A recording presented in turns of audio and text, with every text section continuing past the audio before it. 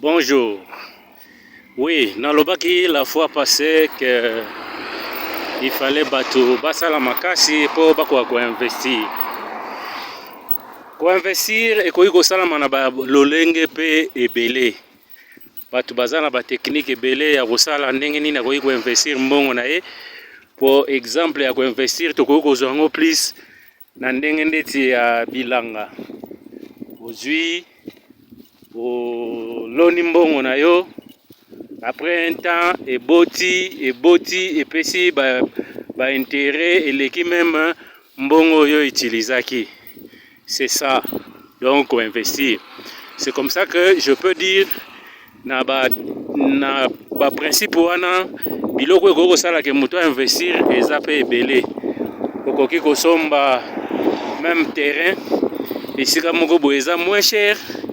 Et terrain wana ozeli un peu un temps ti tango ekozomata valeur okoki pe oteki yango soit oteki une partie otongi ndako po komba kozwa ba revenu passif ndenge kaka na oteki koloba la fois passée. Donc mutu akozala na ba technique na ye ebele mpona ko investir. Donc yango wana nazosenga na tout le monde akoka ko investir mpona ko assurer finance na ye futur. Koyi kosomba terrain tout comme koyi kosomba pe ba action ndenge na utaki koloba ba part ya ba entreprise o batie ke batu ba misusu o baza libanda bako kosomba pour permettre bango ba financer ba activité na bango et puis na suka ba kopesa yo intérêt o to bengi ba action. Alors ndenge na mboka na biso ba action ezalaka te parce que bourse ezate.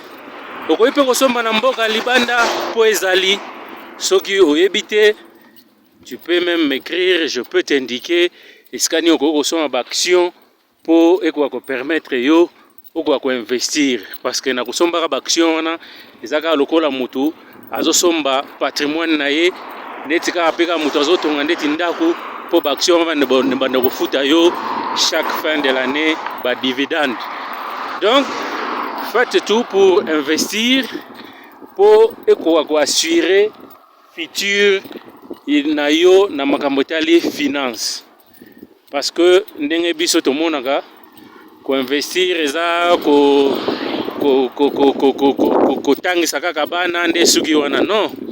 Papa zala mayele tangisa bana oui eza bien eza pe ko investir na sorte moko boye mais o ezali sur eza ya yo et puis okozwa ngo na moment nyonso lingi ezali ndeti oyo nauti koyebisa bino wana sombi ba action soki ba action okoyi pe kosomba ba bon du trésor nyonso wana eza na kati ya ba investissement oyo koyi kosala ke ozwa intérêt futur. Donc vous comprenez que o nyonso naza koloba ezali plus mpona koyede batu na côté financier bazala makasi ki ozalaki na musala esili oyebi susu eloko ya kosala te epuis ozokoka suki ozwa mbongo te.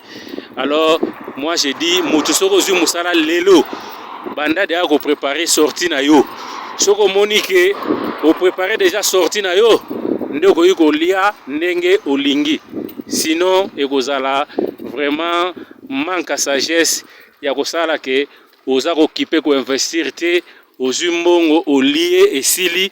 Donc wana ezali kozala mayele financier te.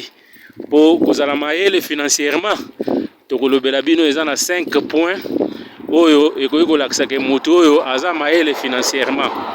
Donc wana tokolobela ngo na mikolo ekoya. Je dis et je vous remercie.